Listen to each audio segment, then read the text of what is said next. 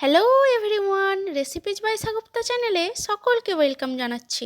আজ আমি আপনাদের সঙ্গে শেয়ার করব চিকেন রান্নার রেসিপি। আপনারা যদি রোজ রোজ একই রকম চিকেন রান্না খেয়ে বোর হয়ে থাকেন, তাহলে আজকেই ট্রাই করতে পারেন সবচেয়ে বেশি স্বাদে এই চিকেন রান্নার রেসিপিটি। এটা আমি একদম একটা সিক্রেট মশলা দিয়ে রান্নাটা করব, আর যেটা বাড়িতেই সমস্ত মশলার মিশ্রণে বানিয়ে ফেলতে পারবেন। আর আজকের রেসিপিটি যদি আপনাদের একটুও ভালো লাগে, তাহলে অবশ্যই আমার চ্যানেলটিকে সাবস্ক্রাইব করে রেসিপিটি একটা লাইক করতে ভুলবেন না। তাহলে চলুন আজকের রেসিপি শুরু করা যাক।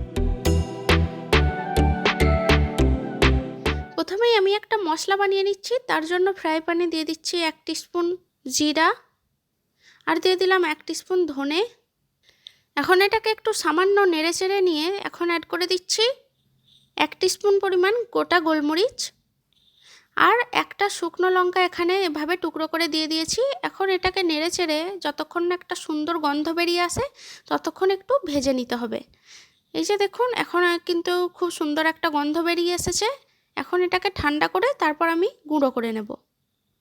একটা হামানদিস্তার মধ্যে নিয়ে এভাবে গুঁড়ো করে নিচ্ছি। দেখুন, এরকম একটা মিহি করে গুঁড়ো করে নিতে হবে। আর এখন রান্নার জন্য যা গোটা মশলা লাগবে, যেমন একটা তেজপাতা আমি এভাবে টুকরো করে নিচ্ছি, 1 টুকরো দারুচিনি নিয়ে নিলাম, একটা এলাচ, 4-5টা লবঙ্গ নিয়ে নিচ্ছি, আর 8-10টা গোলমরিচ নিয়ে নিলাম। এখন রান্নার জন্য প্রেসার কুকারে দিয়ে দিচ্ছি 1/3 কাপ পরিমাণ সরষের তেল। তেল গরম হলে তারপর আমি সব গোটা মশলাগুলো এর মধ্যে দিয়ে দিচ্ছি।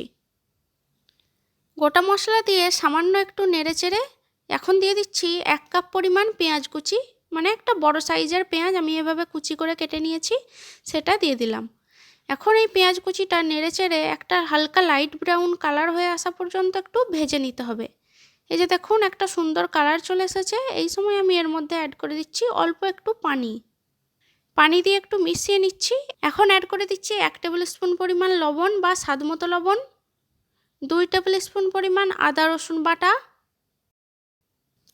1 টিস্পুন হলুদ গুঁড়ো দিয়ে দিলাম, 1 টিস্পুন জিরে গুঁড়ো এবং 1 টিস্পুন ধনে গুঁড়ো দিয়ে দিলাম। দিয়ে দিচ্ছি 1 টিস্পুন পরিমাণ লঙ্কা গুঁড়ো, আর 1 টিস্পুন পরিমাণ কাশ্মীরি লঙ্কার গুঁড়ো দিয়ে দিচ্ছি। এতে করে খুব সুন্দর একটা কালার আসবে। আর নর্মাল লঙ্কা গুঁড়োটাও আপনারা আপনাদের স্বাদ অনুযায়ী বাড়িয়ে বা কমিয়ে নিতে পারবেন। এখন সমস্ত মশলাটা খুব ভালোভাবে মিশিয়ে বেশ কিছুক্ষণ ধরে একটু কষিয়ে নিচ্ছি। এই সময় মশলাটাকে কিন্তু খুব ভালোভাবে কষাতে হবে, যাতে মশলার মধ্যে কোনো কাঁচা গন্ধ না থাকে।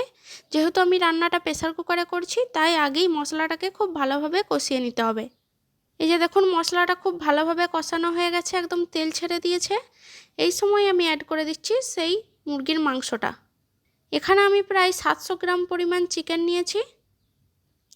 এখন মাংসগুলো সমস্ত এর মধ্যে দিয়ে খুব ভালোভাবে বেশ কিছুক্ষণ ধরে কষিয়ে কষিয়ে এটা রান্না করব। মাংসটা কষাতে কষাতে দেখুন, মাংসটা থেকে কিন্তু বেশ কিছুটা পানি বের হয়ে গেছে। এই পানিটা আরও কষিয়ে বেশ কিছুটা শুকিয়ে নেব। এখন আমি মাংসের মধ্যে অ্যাড করে দিচ্ছি সেই যে বানিয়ে রেখেছিলাম মশলাটা, সেই মশলাটা,